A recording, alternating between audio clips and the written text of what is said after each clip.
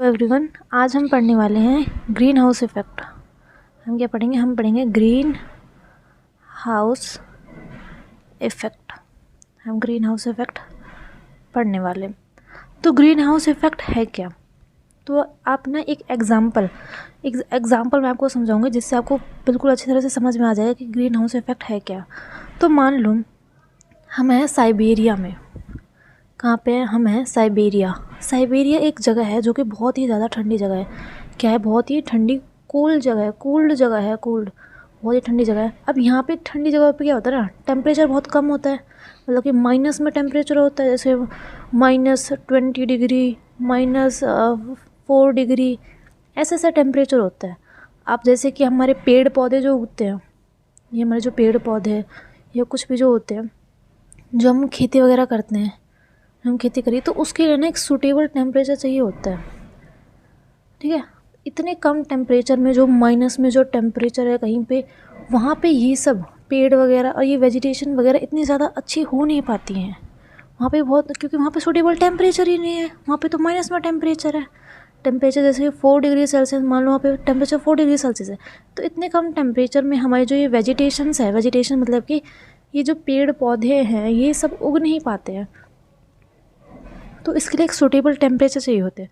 तो वहाँ के लोग क्या करते हैं, ये तो है नहीं कि भाई वहाँ पे टेम्परेचर ही नहीं है, सूटेबल टेम्परेचर ही नहीं है, तो वहाँ पे जो लोग हैं वो फसल उगाना, क्रॉप मतलब होता है फसल उगाना ही छोड़ देंगे। नहीं, ऐसा कुछ नहीं होता है। वहाँ पे लोग क्या करते हैं कि एक घर बनाते हैं। वो एक बड़ा सा एक घर होता है वहाँ पे, जो कि होता है शीशे का। किसका होता है? ग्लास का घर होता है। इसमें वो वेजिटेशन उगाते हैं। अब इसमें वेजिटेशन क्या होता है, कैसे कैसे प्रोसेस होती है, वो सब हम देखेंगे। तो ये है हमारे शीशे का घर। मान लो यहाँ पे क्या है, हमारा सूरज है। अब सूरज से मतलब कि सूरज की किरणें आ रही हैं। अब एक बात और ध्यान में रख लो। क्या बात ध्यान में रखनी है? कि भाई जो सूरज से जो रेडिएशंस आती हैं, ये सूरज है, जो इससे जो रेडिएशन आएगी ना, जो रेडिएशन निकलती है उसको कहते हैं हम सोलर रेडिएशन। ठीक है, सूरज से जो रेडिएशन निकल रही है उसको कहेंगे हम सोलर रेडिएशन। तो हमें क्या कि घर है, ये घर थोड़ा सा अच्छा नहीं बना है तो देख लेना भाई। ये घर है, मैं अच्छा से बना देती हूँ।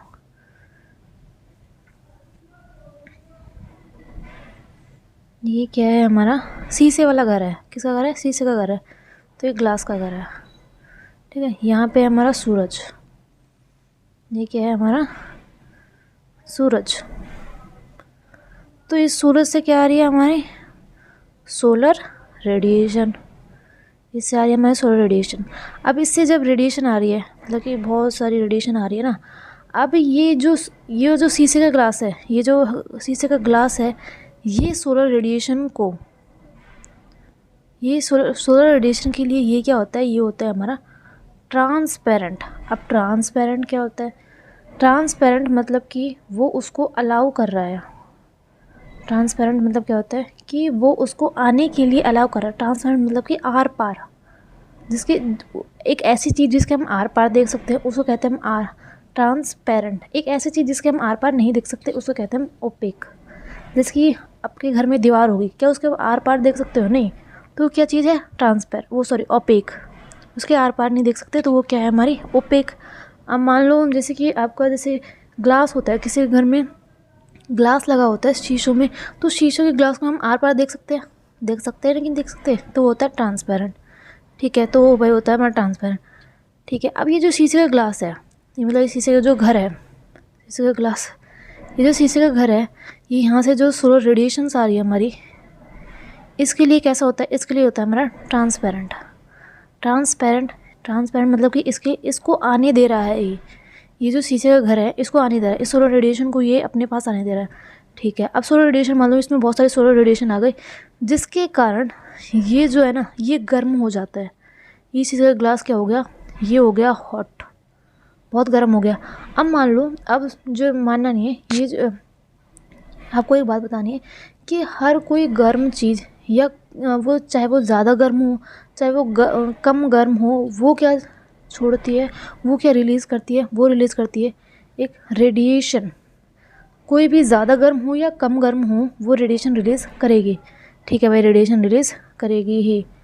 अब क्या है कि भाई इसने इसको रेडिएशन आने दिया, अब ये क्या हो गया, गर्म हो गया। अब मैंने क्या हो गया कि हर गर्म चीज़ या उससे कम गर्म या ज़्यादा गर्म या थोड़ी सी ठंडी, हर चीज़ एवरीथिंग रिलीज़ करेगी क्या, रेडिएशन। तो अब ये क्या करेगी, रेडिएशन रिलीज़ करेगी। अब ये जो रेडिएशन रिलीज़ करेगी ना उसको कहते हैं इंफ्रारेड रेडिएशन। ठीक है, क्या कहेंगे हम उसको, कहेंगे इंफ्रारेड रेडिएशन।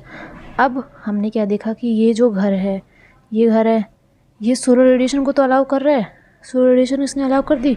अब यहाँ पे इस जो ये अब ये गर्म हो गया, अब इससे क्या निकलेगी, रेडिएशंस निकलेगी। अब ये रेडिएशन बाहर जाने की कोशिश करेगी नहीं करेगी, लेकिन ये सूरज रेडिएशन को तो आने दे, मतलब सोलर जो रेडिएशन है उसके लिए तो क्या है, ये ट्रांसपेरेंट है, मतलब उसको तो आने दे रहा है। लेकिन अब जो ये इंफ्रारेड रेडिएशन है, इंफ्रारेड, इसके लिए बन जाएगा ये ओपेक। ओपेक मतलब इसको बाहर ये जाने नहीं देगा, इंफ्रारेड को बाहर जाने नहीं देगा, जो सोलर की रेडिएशन उसको बाहर जाने देगा। अब आप सोच रहे हो ऐसा क्यों, इसको भी मैं बताऊंगा ऐसा क्यों होता है।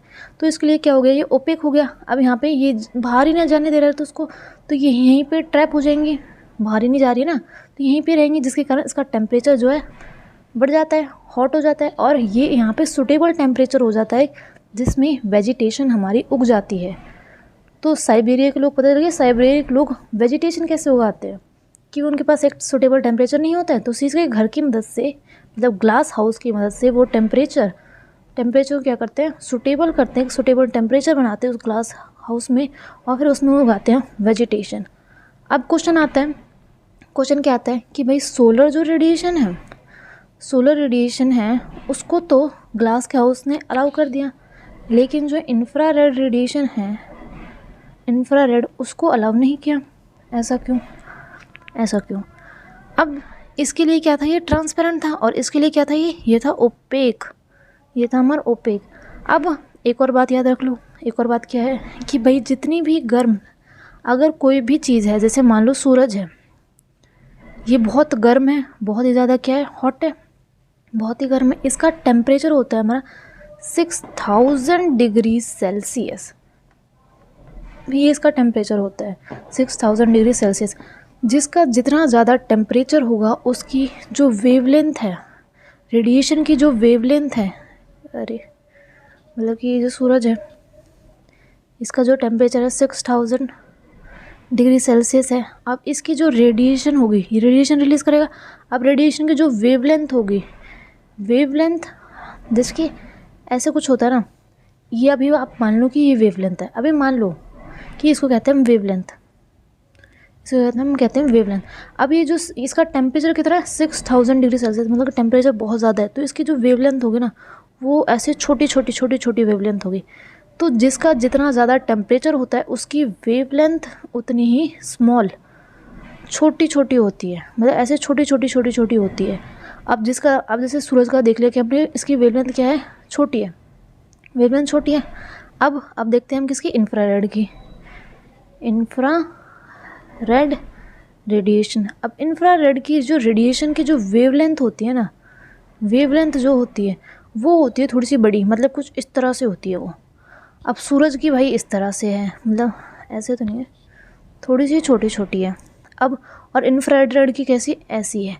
तो हमारा जो ग्लास हाउस है ना, क्या है, हमारा जो ग्लास हाउस है, ये मान लो ये हमारा ग्लास हाउस है, ये जो शॉर्ट वेवलेंथ है, शॉर्ट मतलब कि जो सूरज वाली है छोटी छोटी, उनको अलाउ करेगा हमेशा, ये शॉर्ट वेवलेंथ को अलाउ करेगा, मतलब आने देगा। लेकिन जो लॉन्ग वेवलेंथ है जैसे इंफ्रारेड की बड़ी बड़ी, उसको अलाउ नहीं करेगा। तो ये मैंने एक एग्जांपल समझाया, आपको समझ में आ गया होगा। अब इसको ग्रीन हाउस से रिलेट करो, ग्रीन हाउस में भी ऐसा ही होता है। ये क्या, मान लो ये, इसको कहते हैं, जो मैंने आपको ये समझाया ना, ये जो पूरा ग्लास हाउस का जो इफ़ेक्ट बताया, इसको कहते हैं हम ग्रीन हाउस इफ़ेक्ट।